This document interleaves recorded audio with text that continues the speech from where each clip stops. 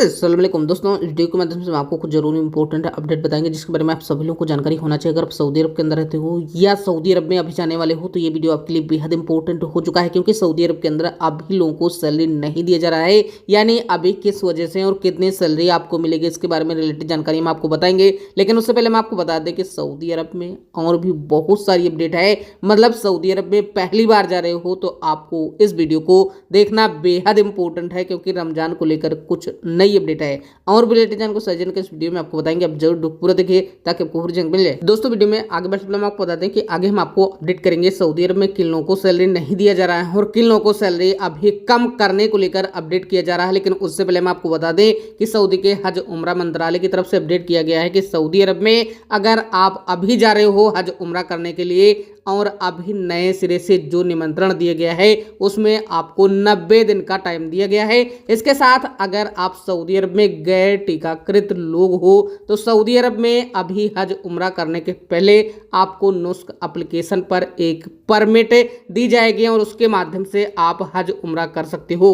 इसके साथ सऊदी अरब में बच्चे अपने माता पिता के साथ सऊदी के ग्रेट मस्जिद में प्रवेश कर सकते हैं। उम्रा परमिट बुक करने की न्यूनतम जो आयु है वो 5 वर्ष है, बशर्ते कि कोई भी संक्रमित नहीं होना चाहिए। ये आपको ध्यान रखना है, संक्रमित आपको नहीं होना चाहिए, इसकी आपको जांच करवा लेना चाहिए। दोस्तों सऊदी की अगली अपडेट भी एक बेहद इंपॉर्टेंट अपडेट है। सऊदी में पहला दिन रेगिस्तान के दक्षिण पूर्वी हिस्से में स्थित कारिया अल जमौल की सीमा चौकी पर खोला गया है।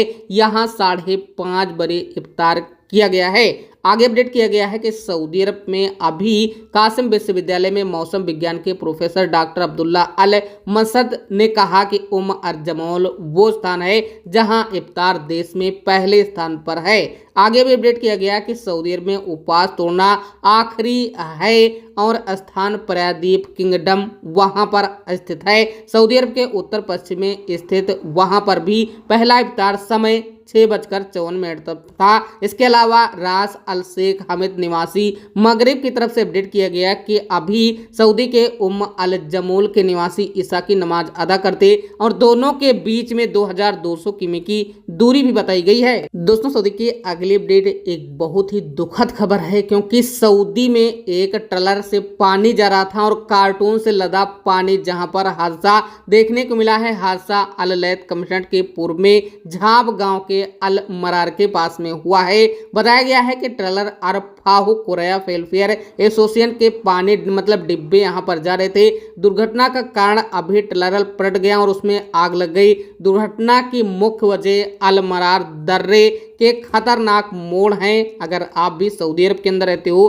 तो आपको सावधान रहने की जरूरत है। स्थानीय नागरिकों का कहना है कि टैंकर से लंबे समय से दरारें की मरम्मत की मांग कर रहे हैं, लेकिन खतरनाक मोड़ अभी गंभीर दुर्घटना का कारण बने हैं, जिसकी वजह से सऊदी अरब के अंदर अभी एक पाकिस्तानी ट्रलर की चालक की मौत हो चुकी है। दोस्तों सऊदी की अगली अपडेट एक बेहद इंपॉर्टेंट अपडेट है, क्योंकि अपडेट सऊदी के यातायात विभाग की तरफ से अपडेट किया गया। कहा गया है कि रमजान के पवित्र महीने में सऊदी अरब के अंदर जो अभी रियाद क्षेत्र हैं, जद्दा प्रांत है, पूर्वी क्षेत्र हैं, वहां पर ट्रक के प्रवेश पर अभी प्रतिबंध लगा दिया गया है। जहां पर अपडेट किया गया है ट्रैफिक डिपार्टमेंट की तरफ से कहा गया है कि सुबह 8 बजे से 2 बजे तक सेवा को छोड़कर ट्रक को रियाद शहर में प्रवेश पर रोक है। मतलब 8 बजे सुबह से 2 बजे तक आप जा सकते हो। और आगे अपडेट किया गया है कि सेवा 2 अवधि में है।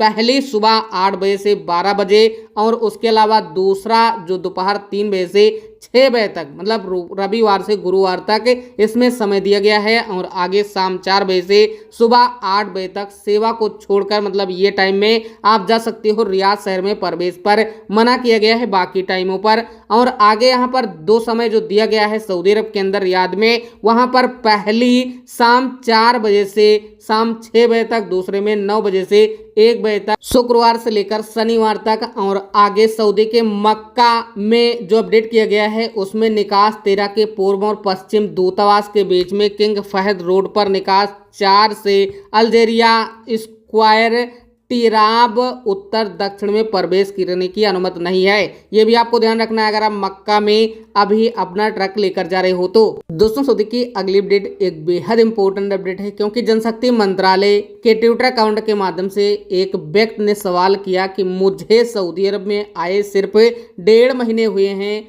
हमारा जो कपिल है वो इकामा नहीं बनाया है, लेकिन जो कपिल है उसका कहना है कि मुझे नए रोजगार अनुबंध पर हस्ताक्षर करना चाहिए, जिसका वेतन मूल अनुबंध का आधा है। इस मामले में समस्या को हल करने के लिए किस संगठन से संपर्क करना चाहिए ताकि हमारे अधिकार की रक्षा की जा सके। इसका मतलब यही है कि सऊदी अरब में जब हम गए तो वहाँ पर हमारी सैलरी 1000 रियाल थी, लेकिन अब वहाँ पर 500 रियाल है। तो इस तरह की अगर आपको दिक्कत हो रही है या ऐसा देखने को मिल रहा है तो आपको क्या करना चाहिए। इसके अलावा अगर आपको सैलरी नहीं मिल रही है तो आपको क्या करना चाहिए। दोस्तों, सऊदी के जवाजात की तरफ से और सऊदी गवर्नमेंट की तरफ से, सऊदी के जनशक्ति समाज कल्याण मंत्रालय की तरफ से कहा गया है कि HRESD जो एप्लीकेशन है उसको आपको पहले अपने मोबाइल में डाउनलोड करना चाहिए और डाउनलोड करने के बाद में वहां पर आपको शिकायत दर्ज करना चाहिए कि हमको ये समस्या है, क्योंकि सऊदी के समाज कल्याण मंत्रालय के श्रम कानून के अनुसार परियोजक की जिम्मेदारी है विदेशी कर्मचारी का इकामा या बाकी जो सैलरी है वो सब कुछ है। लेकिन यहाँ पर अगर ऐसा नहीं करता है तो आप जो है उसके खिलाफ तुरंत शिकायत दर्ज कर सकती हो। हम आपको बता दें कि जब भी आप सऊदी अरब के अंदर जाते हो तो वहाँ पर आपके इकामा के बनने का टाइम 90 दिन दिया जाता है, लेकिन उस बीच में अगर नहीं बनता है तो आपके ऊपर मतलब इकामा के ऊपर 500 रियाल का जुर्माना भी लगाया जाएगा। अगर यहाँ पर आपकी सहमति नहीं है तो जो भी कपिल है और जो भी आपकी कंपनी है उससे समझौते किए जाएंगे और वहां पर जो अनुबंध है वो स्वीकार किए जाएंगे, या तो आपको रिटर्न टिकट दिया जाएगा या तो आपको उसी सैलरी पर काम दिया जाएगा। इसमें आपको परेशान होने की जरूरत नहीं है। आगे नए अपडेट के अनुसार कहा गया है कि सऊदी अरब के अंदर अगर किसी भी विदेशी को इस तरह की परेशानी होती है तो उसको परेशान होने की जरूरत नहीं है। उसका इकामा का टाइम 90 दिन है, 90 दिन के बाद भी इकामा रिन्यूअल होगा, 500 रियाल का जुर्माना लगाया जाएगा। इसके अलावा अगर ये सब कुछ नहीं होता है, आपकी मांग पूरी नहीं होती है, तो आपको एक रिटर्न टिकट भी दिया जाएगा।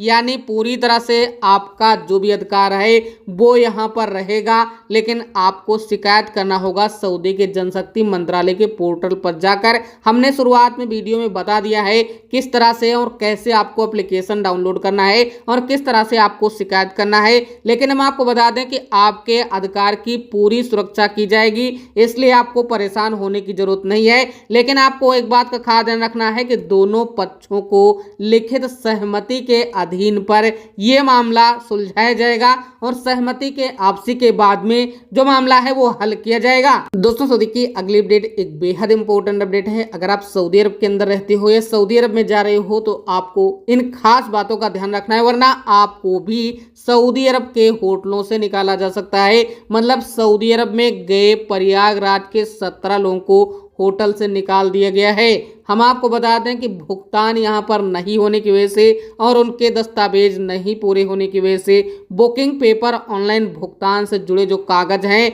वो यहाँ पर सही नहीं होने की वजह से उनको अभी होटल से निकाल दिया गया है। बताया गया है कि जो लोग हैं उनको इजाज़त मिल गई थी, लेकिन बाद में पुलिस पहुंची और उनकी जांच की, फिर वहां पर यह पाया गया कि उनका पूरा भुगतान नहीं हुआ है। जो कंपनी है उनकी तरफ से इस तरह की लापरवाही हुई है। अगर आप सऊदी अरब के अंदर रहते हो तो आपको पूरे डॉक्यूमेंट पहले ही चेक कर लेना है, वरना आपको भी इस तरह की दिक्कत हो सकती है अगर आप हज उम्रा करने के लिए जाते हो तो।